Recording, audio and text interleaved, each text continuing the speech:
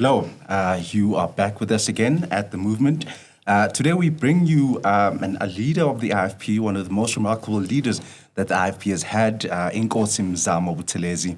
Of course, many of you would know that he's the vice president of the party and is known for his stance on true leadership values and honorable work. Nkosi, how are you, sir? Very well, Mafisa. Thanks for having me. Well done, thank you. Nkosi, I would like to ask you about what's currently happening in the IFP. We're seeing that, the IFP is busy with this, squabble with the ANC, over the issue that happened with the microphone with Buthelezi. What's your view on this? I think I must first say there's nothing happening about the IFP, but everything happening about Mr. Duma, who is the chairperson of the ANC in KwaZulu-Natal. But I think I must be very fair and honest that I think we are making a mistake here of confusing things. Because in all honesty, there's nothing that has happened between the IFP and the ANC. Because you'll know that that event was never a party event, was never the ANC or the IFP event. It was the commemoration of King Dinizulu, which was purely a traditional matter organized by the government. So therefore, for any person, to begin to view Mr. Duma as the ANC chairperson in that platform and the Prime Minister, Zulu Buthelezi, as the IFP mayor, IFP leader, that's where we're causing a confusion.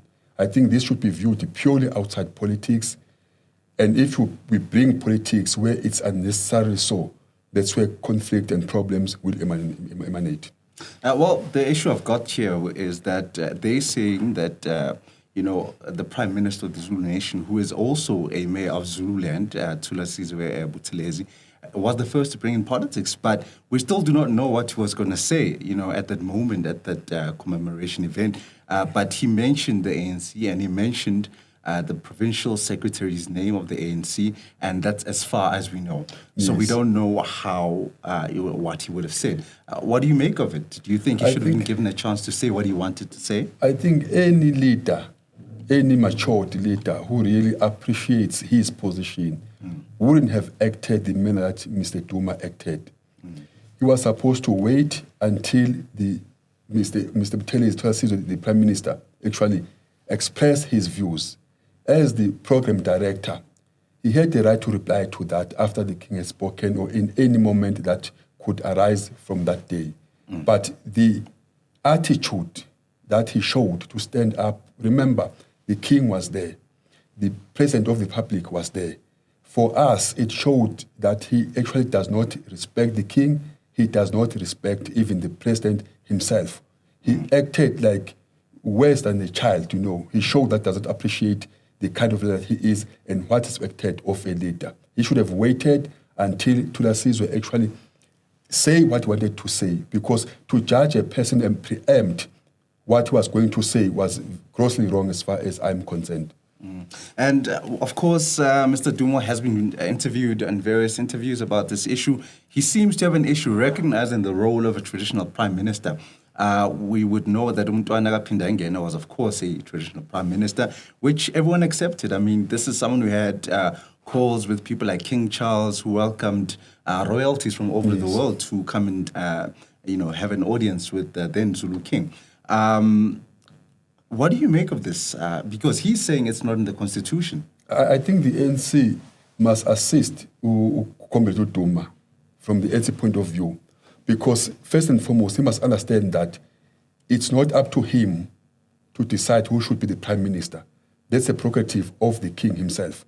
And the king announced Mr. Buthelezi at Esandwane as the prime minister of the Zulu Nation. And also in the opening of the legislature of KwaZulu-Natal, the king also mentioned that there are some people who say they don't know you, Sheng. Can you stand up so that they know? Trying to address that.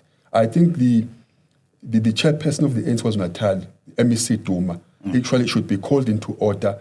And it speaks to one thing that I've said, that there's a danger of having leaders who do not appreciate their positions. Because it seems like he's at war with everybody. And I don't want to actually say this is the attitude that he's giving to the Premier of KwaZulu-Natal, Honorable Nomsa Dube. So he's treating everybody with disdain. And that's not a quality sign of a leader. I think he needs to be called into order and needs to be assisted. Because to continue now to say such a thing that he does not recognize the Prime Minister, after the King has actually pronounced on that, and he actually apologized to the King. There is a statement in the way he apologized for what he did. So you can't apologize today, then tomorrow you continue to say something else.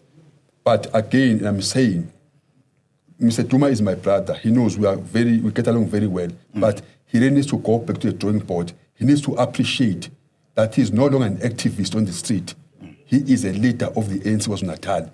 And he's the first person in KwaZulu-Natal. So he's had no duty to fight with anyone. He has it. He must just behave. Well, we saw that the Zulu regiments, also known as Amabutu, were a bit annoyed with what happened. Do you think they were in and they had the right to be annoyed at that kind of situation? Of course. You must remember that regiments are number one defender of the king. So when they feel that the king is undermined, they must act accordingly. But what you must also know is that the regiments actually showed high level of maturity, because someone else could have actually intervened in a manner that was going to be regrettable, but they contained themselves, and that's why they have convened a press conference to address these matters, because they know how to behave if you are a leader. Even the slogans that were chanted there to say, "Ikuzeni lenkuku," they were trying to warn him to say, "Be careful now. We have actually gone too far." But they were never clumsy as he was. They were clumsy. I found it a bit problematic, especially if you were to use it towards a public official such as a mayor of a municipality like Zululand district, and perhaps even a prime minister of the Zulu kingdom. There were such sentiments such as, if this had happened at the time of King Shaka, Mr. Duma would have been slaughtered. Yes. What are your views on that? Hence, I'm saying, therefore, that Mr. Duma must have taken a leaf even from how Amabuto actually addressed the matter. They were so much respectful. They knew what to do and not to do. Some of them even commented to say they would have actually did the worst, but because they can't even do so in the presence of the king, because there's a protocol in isiZulu. Duma comes from KwaZulu-Natal. He knows that. So I think Amabuto were able to actually show maturity, and they were able to teach even himself as to how to behave in front of the king. But in the final analysis, I think Duma was grossly wrong. He must accept that, and he must deal with his anger issues. They must not be directed where they should not. And speaking about the IFP and its role in this cultural ceremony, or perhaps with having Mr. Buthelezi as a mayor and perhaps the prime minister, the IFP, of course, has been seen as a regional party. There was plans to expand the IFP in different parts of the country. How's that project going? It's going very well. As you know, that we have a footprint here in Gauteng. We've got a footprint in Mpumalanga and in the Western Cape. And for your information, the IFP is contesting in every province in South Africa. So that shows how much we are trying to grow as a party. And the reception of the IFP throughout is very amazing, because it speaks to one thing, that people are now able to research on their own. They don't depend on the propaganda that our enemies have been peddling for so many years. And some even tell us that had we known that this is the IFP that we were told about before, we would have voted the IFP even from as long back as the dawn of democracy. And of course, in IFP municipalities, corruption is not a huge thing. How do you think the IFP has managed to achieve such a feat? I think that should be contributed or attributed to our founder, Prince Mangosuthu Buthelezi, because he really taught us, because even our constitution says that we exist to serve in the spirit of Ubuntu. and government entities and institutions are designed to assist people to grow and to prosper and to reach their self-actualization. So those core values that defines us put us in a better position to know that what is wrong and what is right, to understand that when we are entrusted with a position of power, it does not mean self-enrichment, but it means to serve and make sure that you use every cent that is being allocated to a particular program, to that program, and nothing else. And we don't tolerate any element of corruption where we are in charge as the IFP. But again, Mzamo Buthelezi, the IFP has been seen such as being loyalist to white people. Some would even say in this current era, the IFP is a bit loyal to the DA. Of course, it could be because of the participation in the multi-party charter. But then they would go back and say, but the IFP has always had a relationship with white people, even pre-democracy. The IFP and Prince Buthelezi perhaps were seen as loyalists to their apartheid government. How would you respond to that? No, that's not the case. We are not loyal to white people, and we are not loyal to the DA. We are loyal to every citizen of this country. It would be very strange that there are some people who view IFP as being loyal to white people. On the other hand, we are speaking of ourselves as a rainbow nation. Every party that shares the same values that we share, we don't have a problem to work with at all. So our working with the DA is the same as working. We have worked with the EFF recently, and then it actually abandoned us, which is not an issue. But the IFP is all-inclusive.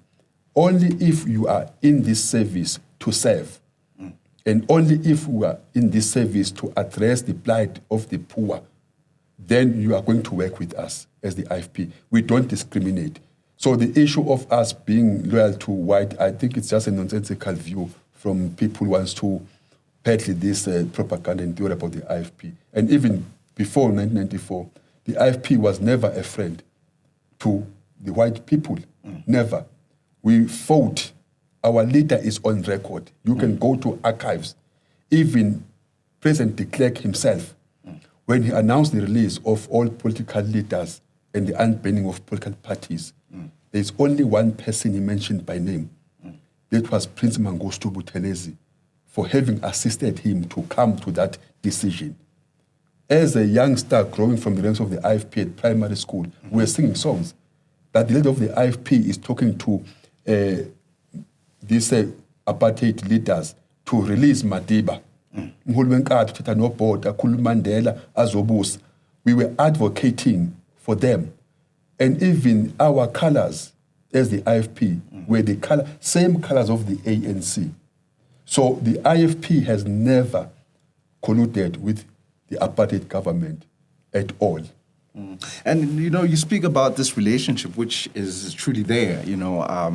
History does record that, there seems to be a birth of the IFP from among the ranks of the ANC, because we would know, of course, Umntwana was a member of the ANC. He had met leaders such as Kaunda and, liberation leaders in Tanzania, in terms of forming this IFP project when the ANC was underground. Based on this, why do you think it is so difficult? And I know it was Umntwana's probably one of his last wishes to see a relationship being repaired between the IFP and the ANC. Why is there distortion of history? It could be on the ANC side, the victors always rewrite history. But why is there such a distortion of history where it seems like the ANC wants nothing to do with the IFP? You see, to be precise in trying to answer the question, because it can take so long, I will say that those who are religious would understand the story of Christ. That, when the enemy understands who you are, it doesn't end there. The enemy tends to have this prophetic spirit of even knowing what you could become in the future. I think one of the biggest purposes, I must first qualify that the ANC generally and nationally has no issue with the IFP. The relationship between the IFP and the ANC is very good with national leaders. The only problem is only in KwaZulu-Natal. I think for the ANC, therefore, to admit that they spread propaganda and lies about the IFP and talking truth to power was going to cost them so much. That is why they made the point that they sit on this truth, they make sure that they vilify Umntwana so that people stay in the dark forever. That is why today you see the change of course. Many people now are beginning to see the IFP for what it is and even praising our founder. Some are telling us that if we were not misled by our leaders, we would have actually voted the IFP into power. So it's all this propaganda that was meant to make sure that Umntwana is never seen as this kind of a leader that has all the abilities and capabilities to actually serve South Africa. Well, knowing all of this, of course, about this, campaign to sort of put down the IFP, how about a rebranding process? Have you ever thought about rebranding? Because some people do say, I mean, I'm from a township called Soweto, and some people, when I grew up, we were told that the ANC is a party for everyone and that the IFP is a party for Zulus. Yes. How would you remove that kind of thing from that? I don't think it has to do more about rebranding ourselves, because if we choose to rebrand ourselves, that would be amounting to say we abandon who we are. We abandon the true IFP that we know, which is not what people are saying. So for us, it's not about branding, but it's about advocating and actually telling our story as the IFP and inviting people like yourselves and researchers to dig deeper into the history and archives. There they will find the truth about the IFP. Because I don't think that when people are saying you are something else, then to prove them wrong, you must actually change your skin color. You don't need to do so. You must actually tell your story and advocate for what you stand for, so that everybody now hears from the horse's mouth. And even ANC leaders, senior leaders, have actually expressed in public platforms that, in fact, this whole thing about the IFP and Prince Mzamo Buthelezi is false. They are beginning now to tell the people the truth. Hence, some of them were even in the forefront of making sure that the relationship between the IFP and the ANC is actually meant so that there is that cordial relationship between ourselves, admitting even to what they've been denying all the years, that the IFP is a creation of the ANC. It's not Prince Mzamo who formed the IFP. The IFP is a creation of the ANC through the advices of the frontline leaders, as you have said, who actually advised that Prince should open a membership-based party. And being a member of the ANC, he didn't just simply wake up and do that. He went to Tambo to say, this is the view by the frontline states. Then Tambo nodded to that. Hence, the IFP was formed. Sure. Guys, you're still with us on The Movement. Like, click, share, follow us on The Movement. We're still sitting with Inkosi Mzamo Buthelezi. Now, Inkosi, as you've said, the interesting thing about the IFP is its links to the royal family. Of course, IFP founder Prince Buthelezi comes from a royal family, but he himself was surrounded by people like Albert Luthuli, who were somehow family friends and quite involved in the royal family. Pixley Sagaseme, the founder, one of the original founders of the ANC. In fact, the founder. Of course. Yes. John Langalibele, you don't do that. People like this. And now, then you have statements such as the IFP needs to remove itself from the royal family, and if it's involved in the royal family, its leaders must divorce itself from the IFP. Is there a possibility for the IFP to, sort of divorce yourself from your own history? I mean, it's quite a confusing one. In fact, this is not the IFP's history. Mm-hmm. In fact, this is the history of the liberation struggle in South Africa. Mm-hmm. People who were the first people who actually fought for our democracy were not politicians, but started with the Amakos. Mm-hmm. And then political parties were formed, the ANC was formed in 1912. Mm-hmm. But this speaks to a lack of appreciation of why politics actually came about in South Africa. Mm-hmm. that was driven by the very same Amakosi from different areas, not even in KwaZulu-Natal only. You've got many kings who were actually killed by the apartheid government fighting for democracy. You know, politics should be in the main about leadership. Because for you to become a politician, you must first become a leader. That is why the ANC then was appreciating the value of all leaders in the society. That is why it was able to attract Amakosi, because they were leaders at their own right. They were actually part of the struggle. Pastors, people of religion, that's why you've got reverends and priests who were part of the liberation struggle. We also had academics. Basically, politics should be all-inclusive, not exclusive. So if anyone suggests that IFP should divorce itself from Amakosi, I don't know then what is the meaning of that, because even in the same ANC, you've got Amakosi who are there. My colleague, I've got two colleagues in fact in Cape Town, Nkosi Mandela and Nkosi Holomisa. We are part of this. Politics is interwoven with the traditional leadership because we are all fighting for the same actually cause. And as you, part of the Amakosi, I don't know, you probably have gatherings of traditional leaders. Yes. What is their view on what's happening in South African politics? What is the traditional leaders' view? I mean, as you rightfully say, they probably started their first defense against colonialism and apartheid vice, as it were. But what are they saying now? Now we are in a democratic dispensation, and now we're seeing massive corruption, government scandals, poverty, unemployment. What are the traditional leaders saying about this?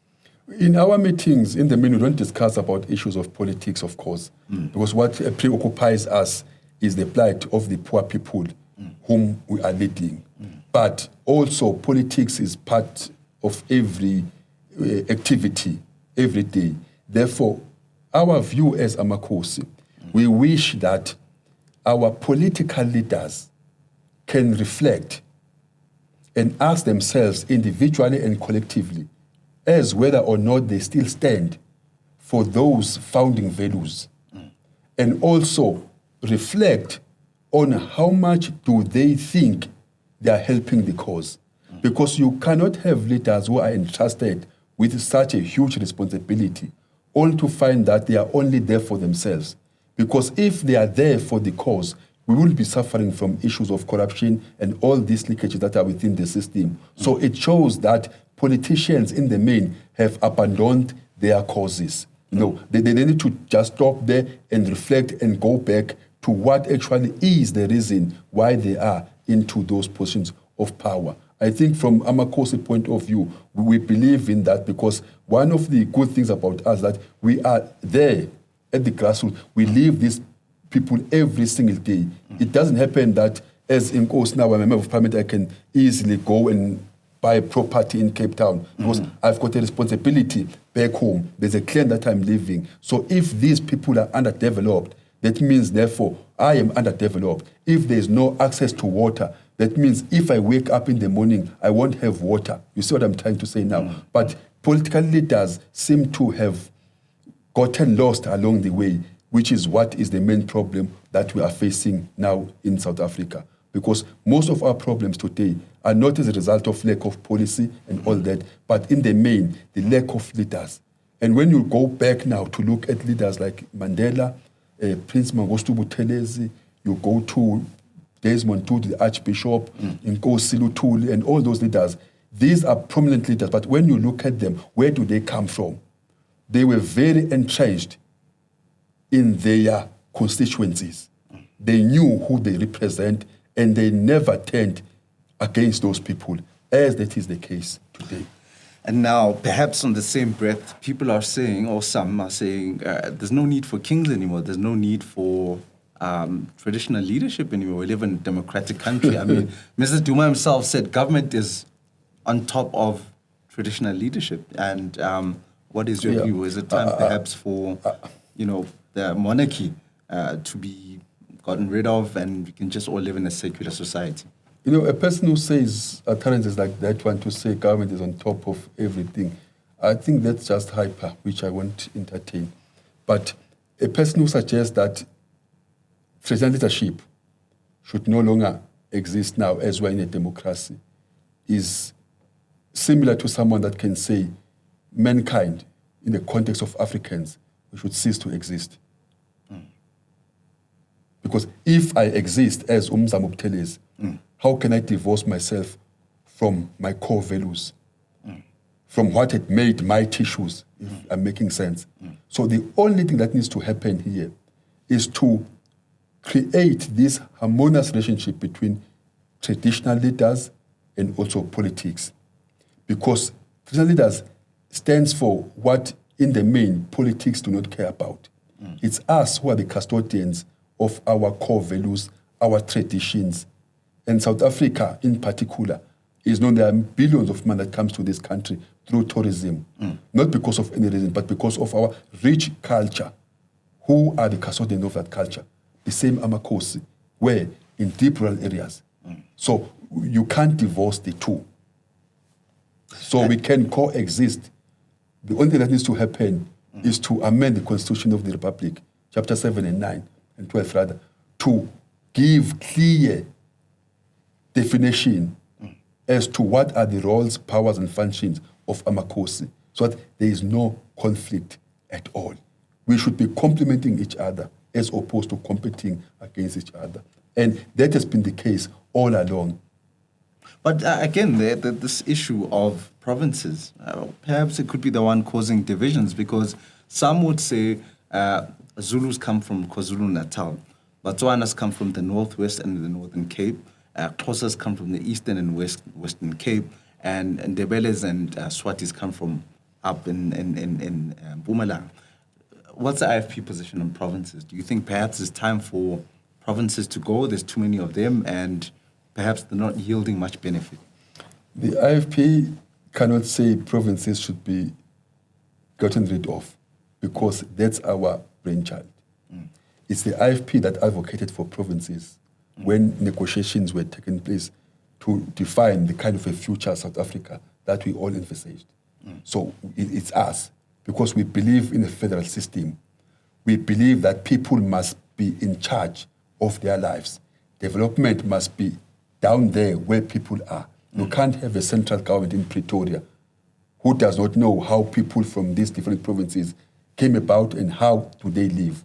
So provinces should be there. What needs to be addressed is the issue of leadership, the kind of people that we vote into power, because all the problems are never as a result of provinces, but because of who is at the helm. Hence, the IFP is telling people of this country to say they must vote for us as the IFP, because we understand better what we meant by the introduction of provinces and even local government. And we have presided over KwaZulu-Natal.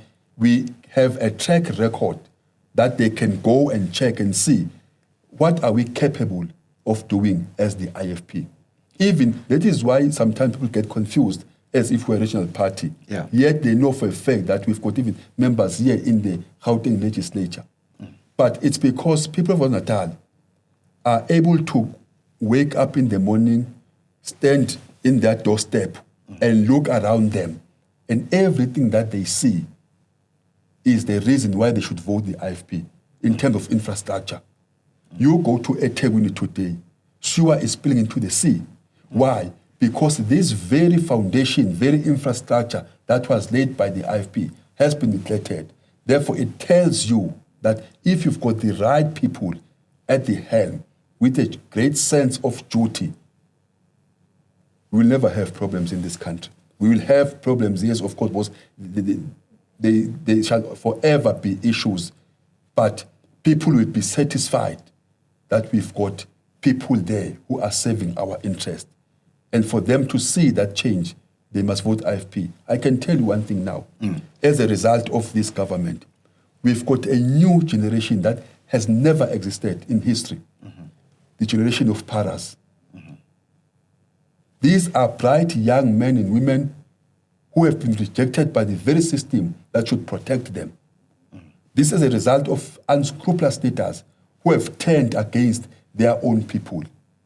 And this is kind of a future generation we are going to have if we continue with the same people who have let us down.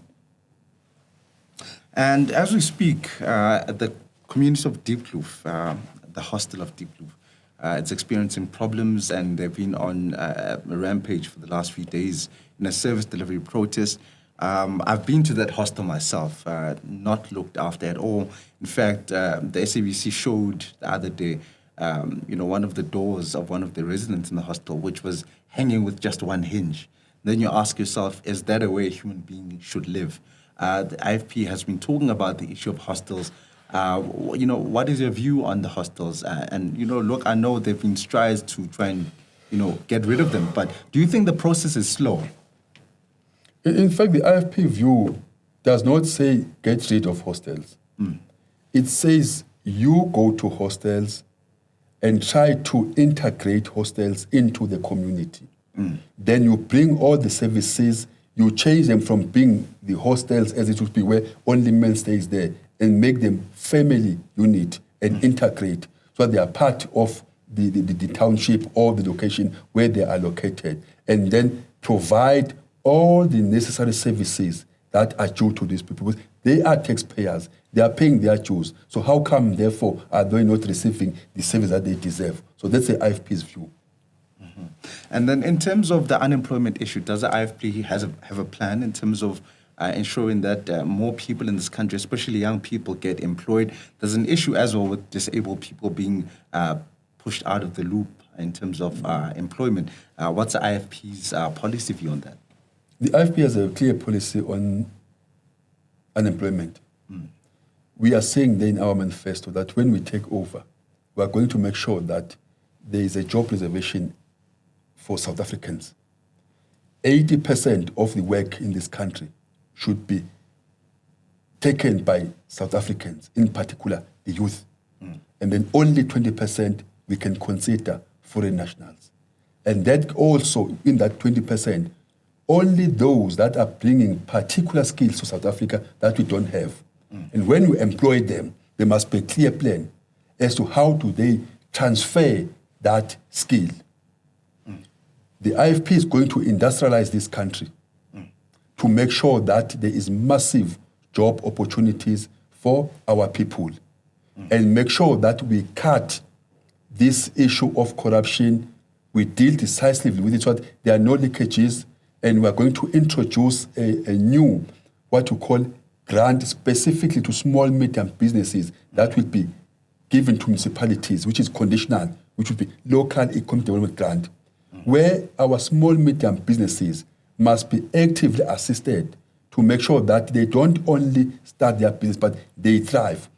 We are going to actually pilot bylaws that will ensure that when you are starting a business, if it's going to employ, for argument's sake, 50 people, then for the first 6 months or more, depending on the research, therefore, we are going to try to give you a holiday in as far as paying your rates, lights, and water, so that we are able to establish and be settled, because many businesses fail within their first 12 months of trying to establish their business because of so much overhead that they cannot afford. So the IFP has a plan, and we are very clear and we are very deliberate. And we are going to introduce a 3,000 rand, what you call a grant for the graduates. But that won't be a permanent thing. It's going to be for a specific period of time. Why that? The same people are coming from that sea of poverty.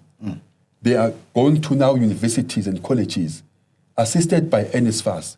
But when they finish schooling now, they go back to that very same poverty. There is no mechanism in place that seeks to transit them now from higher institutions into the actual job market. And this 3,000, therefore, it can be used to reskill them, because you will find that what we produce in our institutes of higher learning is not what our job market requires. So that has to be addressed too. So the IFP has policies in place, and we are very clear as to how we are going to address the issue of unemployment. And in terms of policing, we're living in a country with a big rate in terms of crime. What would the IFP change? Do you want to change the cars, give the police faster cars? Panyaza Sufi speaks about helicopters and he speaks about cameras. What is the IFP talking about? Yeah, helicopters, cameras, yes, they are good. It's more than technology, cameras and all that. Those things, but you must get the basic right.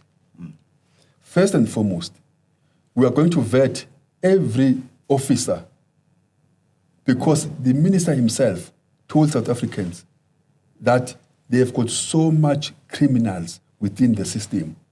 That's where you begin. You first clean that rot from within and make sure that you capacitate the policies, you pay them accordingly, and you address the issue of resources now.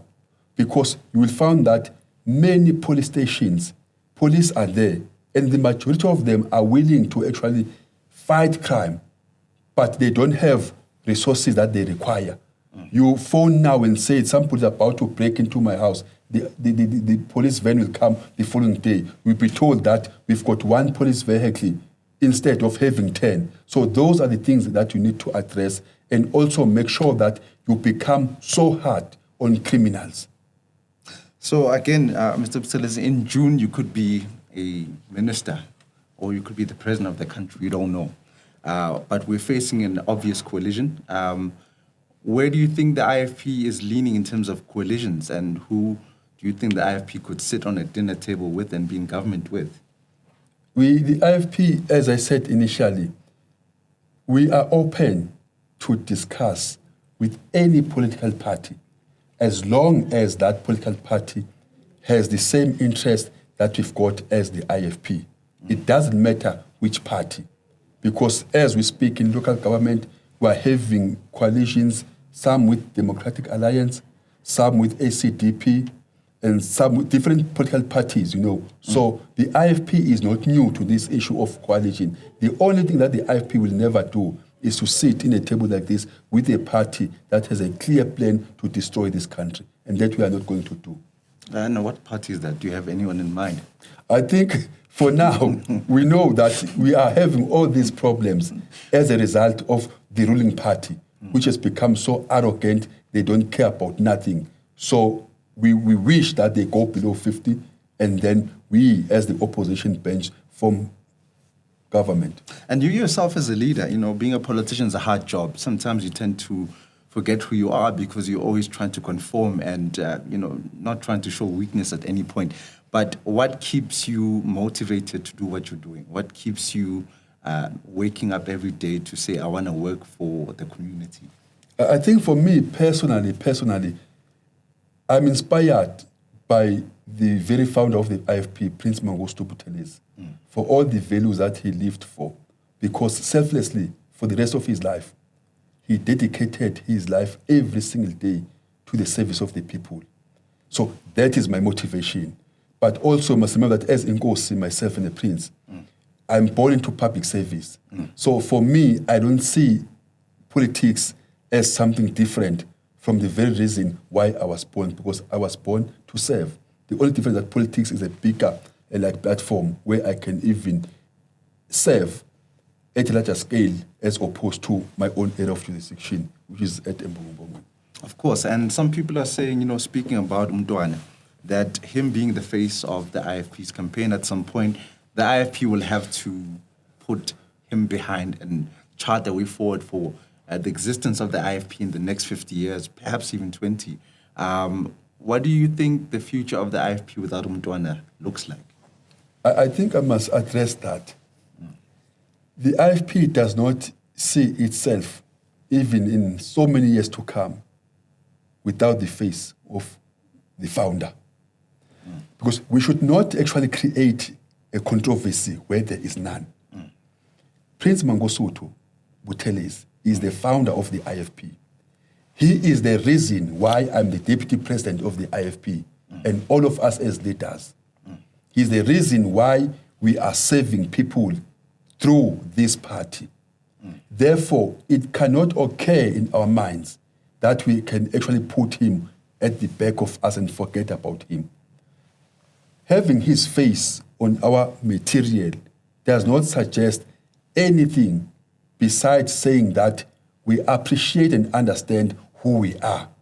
And we appreciate upon which foundation we are standing on, which is he himself.